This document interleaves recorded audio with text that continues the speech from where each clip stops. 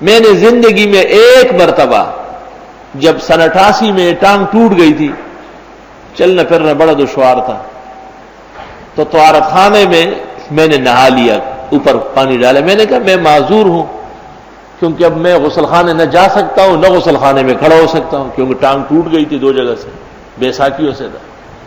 میں نے سمجھتا تھا کہ شاید میں معاف ہوں کیونکہ معذور ہوں. آپ یقین کر لیں اگلے دن جب میں درس دے رہا تھا تو ایک مرحلے میں علامہ آلوسی کا نام بھول گیا اور دوسرے مرحلے میں ابن حجر کا نام بھول گیا، اور شاید آج تک اس پر استغفار کر رہا، تب جا کر اللہ تعالیٰ نے بحال فرمایا.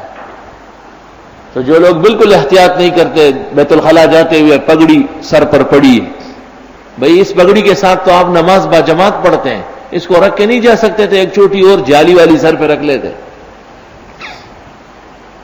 وہی چپل جس سے چل پھر رہا ہے وہی چپل پہن کے اندر جا رہا ہے. یہ سب باتیں فقہ میں اور کتابوں میں درج ہے. فتاوی شام جلد اول آداب بھرے پڑے ہیں.